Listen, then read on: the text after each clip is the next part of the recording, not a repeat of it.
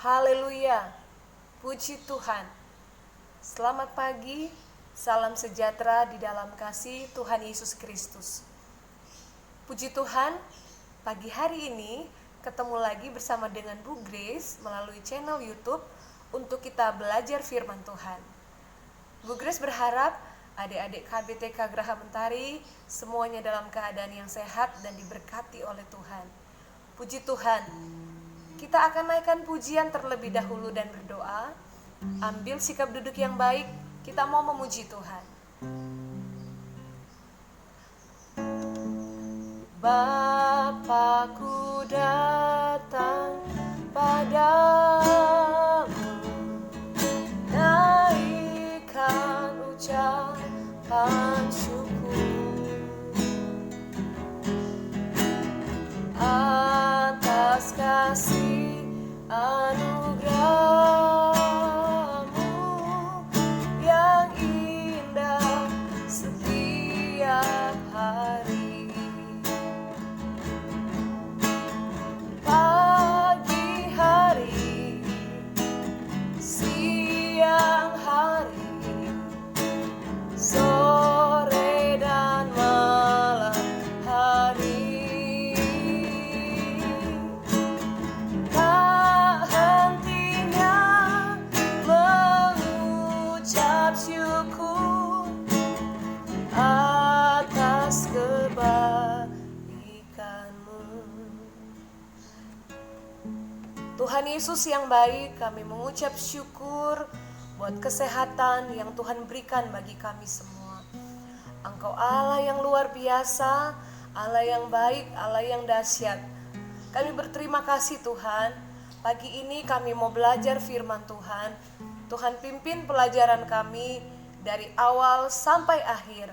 Urapi kami, urapi firman-Mu agar kami dapat mengerti setiap kebenaran firman Tuhan.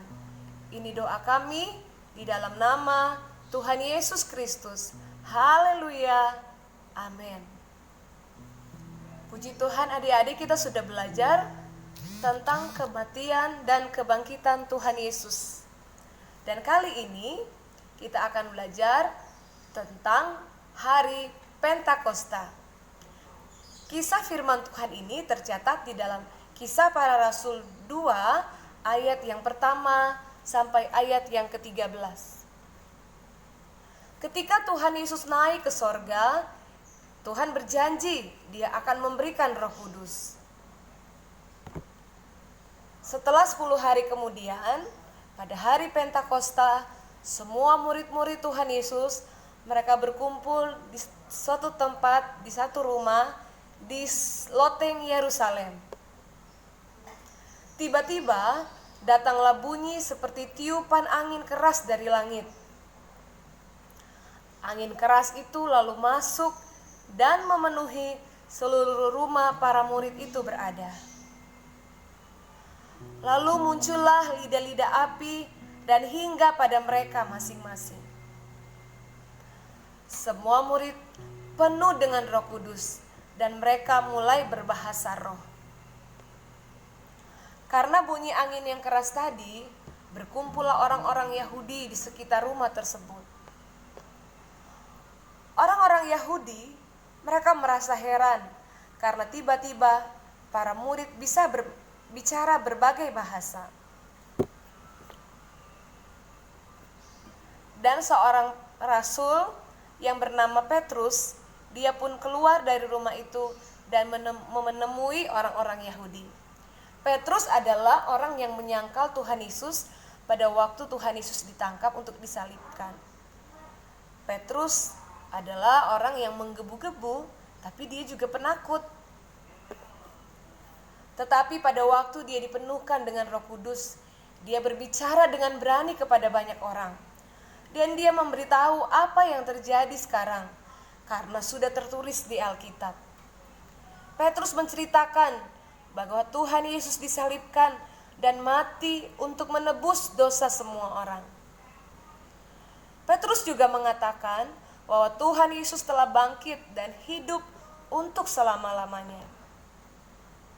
Kemudian orang-orang Yahudi itu bertanya, apa yang harus mereka lakukan agar mereka menerima Roh Kudus. Akhirnya 3.000 orang Yahudi itu mau bertobat, lalu percaya kepada Tuhan Yesus, dan mereka semua dibaptis melalui pelayanan Petrus. Petrus yang dulunya takut, tapi setelah dipenuhkan dengan Roh Kudus, dia menyampaikan firman Tuhan dengan berani. Dia menyampaikan firman Tuhan dengan kuasa yang dari Roh Kudus, kuasa yang luar biasa. Di dalam Yoel pasal 2 ayat 28, di situ diceritakan, aku akan mencurahkan rohku ke atas semua manusia. Puji Tuhan.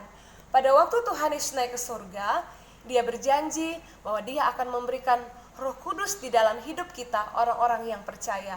Roh Kudus itulah yang memberi kita kekuatan, memberi kita kemampuan, menolong kita, dan senantiasa menyertai hidup kita. Puji Tuhan. Roh Kudus bukanlah pengaruh dari kuasa Tuhan, tetapi Roh Kudus juga adalah satu pribadi Allah. Kita percaya di dalam kekristenan tentang Trinitas. Nanti kita akan belajar lagi tentang Trinitas ya. Puji Tuhan. Bu Grace berdoa supaya Roh Kudus dicurahkan bagi kita semua, buat anak-anak maupun orang tua, untuk kita kuat menghadapi tantangan yang terjadi hari-hari ini. Tetap percaya kepada Tuhan, jangan meragukan kuasa-Nya. Dia yang bertanggung jawab atas hidup kita. Dia yang akan menolong. Sebagai tugas di rumah, kalian menggambar dan mewarnai tentang kenaikan Tuhan Yesus ke surga. Kalian bisa bebas memilih apa saja. Puji Tuhan. Bu Grace sudah melihat setiap tugas-tugas yang kalian kumpulkan. Kalian anak-anak pintar dan hebat. Bu Grace bangga dan senang melihat setiap hasil tugas yang diberikan kalian kerjakan dengan baik. Salam hormat Bu Grace buat orang tua kalian yang ada di rumah ya. Ayo sebelumnya kita akan berdoa terlebih dahulu. Kita tunduk kepala. Tuhan Yesus yang baik, kami mengucap syukur pagi hari ini. Kami percaya Roh Kudus-Mu ada di dalam hidup kami, yang memberi kami kekuatan, yang memberi kami kemampuan, keberanian untuk kami menjalani hari demi hari. Dan kami percaya Tuhan akan memulihkan bangsa kami Indonesia. Berkati sekolah kami, pimpinan yayasan, kepala sekolah, para guru, wali murid, dan seluruh anak-anak dari KB sampai TK, semua diberkati oleh Tuhan. Terima kasih Tuhan Yesus, berkati setiap kebutuhan keperluan orang tua kami, Tuhan berkati segala sesuatunya. Beri kami kesehatan, beri kami umur yang panjang. Kami berdoa mengucap syukur di dalam nama Tuhan Yesus Kristus. Haleluya. Amin. Puji Tuhan, tetap belajar di rumah, beribadah di rumah, bermain di rumah untuk sementara waktu, sampai Tuhan memulihkan Indonesia. Salam rindu dari Bu Grace untuk kita semua. Haleluya.